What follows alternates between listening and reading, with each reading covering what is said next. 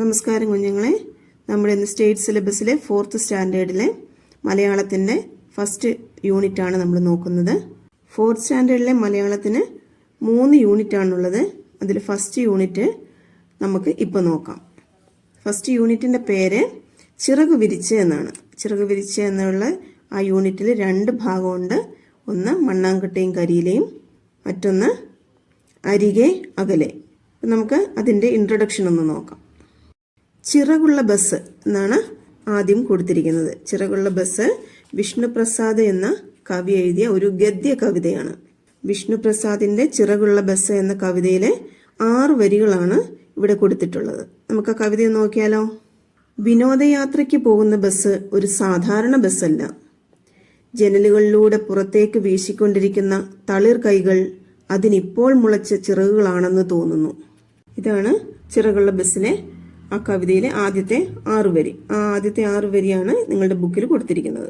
നിങ്ങൾ ഇനി ആ ടെക്സ്റ്റിലേക്ക് ഒന്ന് നോക്കൂ.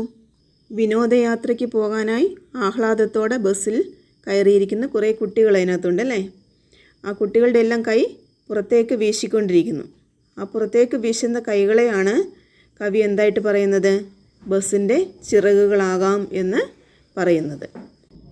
വിനോദയാത്രയ്ക്ക് പോവുക എന്ന് പറയുമ്പോൾ തന്നെ നമ്മുടെ മനസ്സിൽ ആ യാത്രയെക്കുറിച്ച് ഒരുപാട് സങ്കല്പങ്ങളുണ്ടാകും അല്ലേ. നമ്മളെങ്ങനെ പോകും, അവിടെ ചെന്ന് കഴിഞ്ഞാൽ എന്തൊക്കെയാണ് നമ്മൾ കാണാൻ പറ്റുന്നത്, ഇതൊക്കെ നമ്മുടെ മനസ്സിൽ നമ്മൾ നേരത്തെ ഇങ്ങനെ സങ്കല്പിക്കും. അവിടെ ചെല്ലുമ്പോൾ എന്തൊക്കെ ചെയ്യണം, എന്തൊക്കെ കാണാം, എവിടെയൊക്കെ സന്ദർശിക്കണം ഒക്കെയുള്ള നമ്മൾ നേരത്തെ ഒരു തയ്യാറെടുപ്പുകൾ നടത്തും.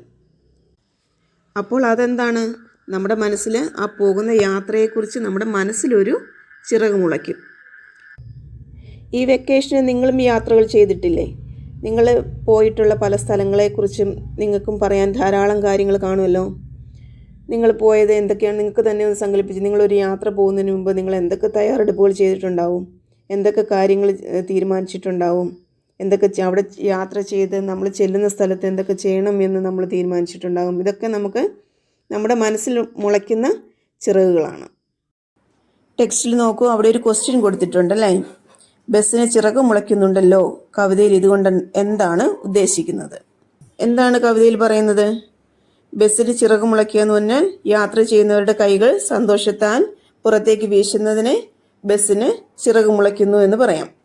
അതുപോലെ അത് സഞ്ചരിക്കുന്ന യാത്രക്കാരുടെ സന്തോഷവും ആനന്ദവും അതിൻ്റെ ചിറകുകളായിട്ട് പറയാം. മറ്റൊന്നെന്താണ്, നമുക്ക് വേഗത്തിൽ ഓടുന്ന ബസ്സിനെ നമുക്ക് ചിറക് മുളച്ച ബസ് എന്ന് വേണമെങ്കിൽ പറയാം. അതുപോലെ യാത്രക്കാരുടെ കാഴ്ചകളെക്കുറിച്ചുള്ള പ്രതീക്ഷയും നമുക്ക് ചിറക് മുളച്ചു എന്ന് പറയാൻ സാധിക്കും. ഈ ചെറിയ കവിത നിങ്ങളെല്ലാവരും നന്നായിട്ട് വായിച്ചു നോക്കുക. വീഡിയോ ഇഷ്ടപ്പെട്ടാൽ ലൈക്ക് ചെയ്യുക, ഷെയർ ചെയ്യുക, സബ്സ്ക്രൈബ് ചെയ്യുക.